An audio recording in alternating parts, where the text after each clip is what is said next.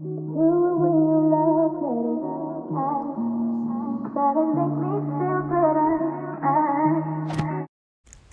I decided I felt like revamping this wig and trying my hand at some highlights. This is my Nadula wig. It's a 13x4 frontal, 22-inch, 150% density, and it is transparent lace.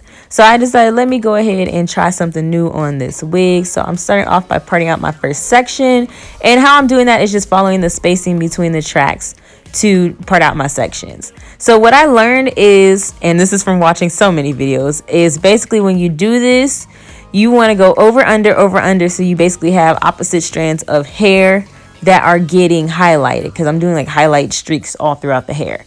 So that's how you do that. And I was surprised at actually how easy this really was to do. It wasn't that hard at all. So as you can see a little bit better when I put the foil under it, how it's like, you know, opposite strands of hair. And so for my bleach mixture, I'm using 30 volume developer. And as you can see, it's a little bit runnier than if you were using it on a frontal, because, you know, you don't have to worry about it seeping through knots or anything. And then I'm just going to put it under the foil, and I'm going to start applying it. I could not find my applicator brush, so I'm using a plastic fork. It got the job done, though. Sometimes you got to be innovative, do what you need to do. But it got the job done, sort of. Enough. It gets the job done, okay? If you're missing an applicator brush, a fork will do you good. A plastic fork, not a metal fork, though. So anyways, that's how I'm applying it, and you want to make sure you get it all on the strands, coating all the strands that you are bleaching, and make sure to get it on the ends. Pay attention that the strands you want coated are coated in the bleach. These sections are actually a little wide, so I would pay more attention to the section I'm doing going up. I got so much better as I went up the wig. And then when you're done, just close it up, move it out your way, and move to the next section of hair, honestly.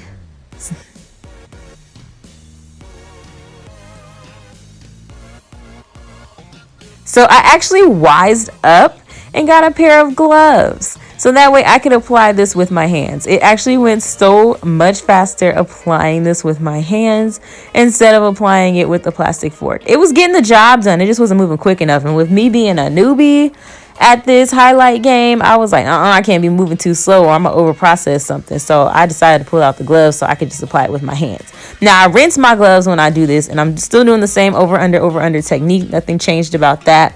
But I rinse my gloves so, you know, after I do a bleaching section, so that way I don't bleach any hair that I don't want bleached.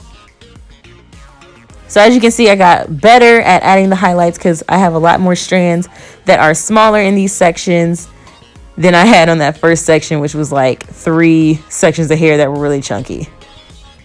And then I wised up again towards the top and broke my sections into 2 halves, and that made it a lot easier because it was like, you know, the middle of your head is a lot of space, okay? It's a whole lot of real estate going on, so it's hard to get all of that in one piece of foil. So I broke it in half and put it in 2 sections of foil in the middle because there's just so much space.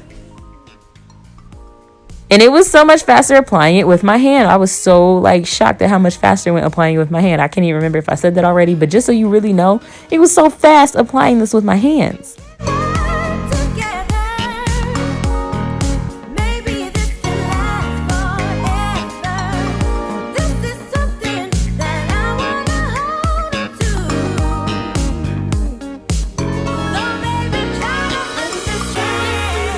So when I get to the top, I part the frontal down the middle, and I do 3 sections on each side of the part. And I'm still doing the same technique of the over under.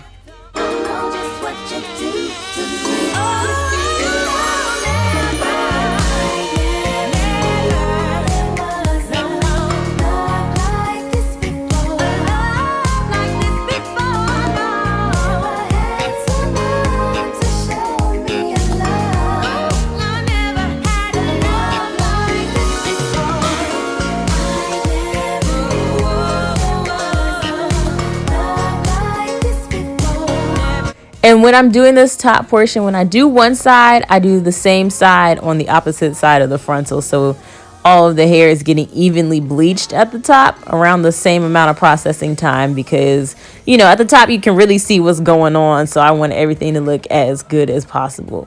And also, just a tip, make sure you get those face framing pieces of hair. Don't leave those out. And so this is what it's looking like after I use the purple shampoo and conditioner, and I get it some tone and everything. It looked really good. This was on my Instagram story, and this is what it looks like after I blow dried the unit. I was so impressed with how it came out. Not bad for a first time. So now I'm taking my Lotta Body Sleek blow dry serum. I should have used this before I initially blow dried, but I didn't think about it, and I just wanted to add some like sleek and slip to the hair. It did still feel good after bleaching, and it did take to the bleach really well, so I was really happy about that. But I wanted to add some slip and sleekness into it because I didn't have any serum. And then the reason that I am taking out my hot comb right now is because your girl wanted some like sleeker curls, and for me, when I do sleek curls, I will flat iron first, but I was too lazy to flat iron, so I just went through it with my hot comb first to kind of press it out. So I'm following the middle seam to set my middle part on this wig, and it is such a lifesaver because it lets me know right where the middle is. Then I take my hot comb and I'm going to set that part down. And once my part is set, I take my wax stick to lay down any flyaways. And now we're ready to start curling. So I'm taking the hair and I'm going horizontally up the wig instead of vertically kind of around the wig like I usually do. No rhyme or reason why, I just felt like it. And so what I'm doing is taking medium sections and wrapping it around my medium-sized wand. Flat. You do not want to twist while you're wrapping it around the curling wand. You want it to lay it flat if you want that kind of curling iron curl effect. If you want it to look like curling wand curls, then you would twist around the iron. And then the reason you hold your curls is so that they can set and form and they won't fall as easy and as fast. If you were to let it go right now, like without having held it at all, it would just fall flat. And by the time you were done, it would be just flat. And then as you can see here, I'm curling in one direction for this whole row. And then on the next row, what I'm going to do is curl in the opposite direction. And the reason you want to curl in opposite directions each row is so that when you're done, you can have volume. When you curl in opposite ways, that's how you get more volume with your curls. I hold the curls on my wand for about 30 seconds, and that's because I really wanted the curls to set. 20 to 25 seconds is also fine.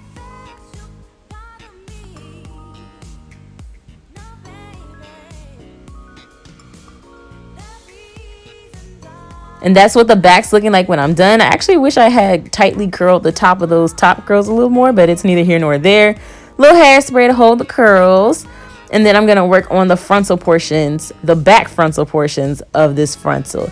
So for this, each curl, I'm going the opposite way instead of each row, since there's no more rows. So every time I curl, if I'm curling to the right, the next curl I'm curling to the left. And I do that all through just the back.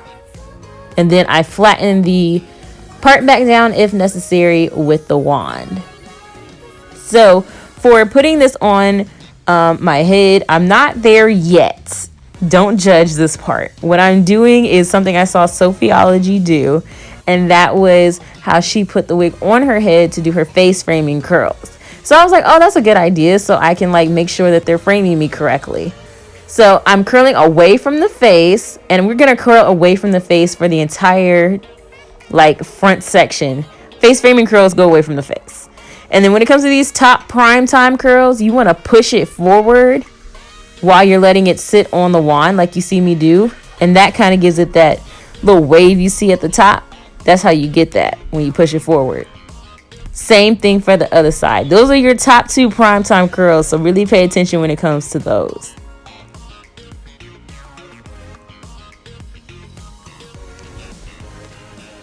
Now I'm ready to install the wig, well, reinstall the wig, and I'm just using some of my Got To Be in the yellow tube, and I'm also going to use some free spray. Be very sparingly with the yellow tube because too much and you will leave residue, but that hold is something else, okay? And then, I'm just reinstalling, blow drying, letting it tack down, all that good stuff. Yes, the hairline looks crazy. It is a transparent lace wig. We will have to blend it out, so don't judge me just yet. I love that this frontal fits my whole entire hairline. That does not happen very often. It's far and few in between. But Nadula usually has wide enough frontals for me, and that's why I like their products.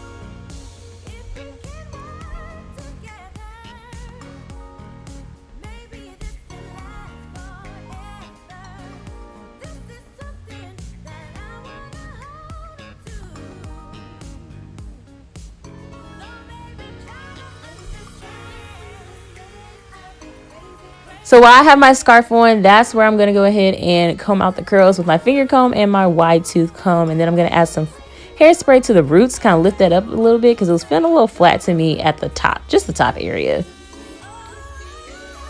And you know what your girl forgot to do? Add layers. I meant to do that while the hair was still straight, but that's neither here nor there. We can take care of that right now with these curls still in. So to add layers into the hair, I'm adding light layers across like the whole head. I do this around the whole head, and you just cut fast and lightly going down the hair. And that's literally all you do to add layers. And it gives you so much more volume and movement. Now, when it comes to the face framing portion, I am cutting a little bit deeper. So like you can see, like the hair is moving a little bit better for me.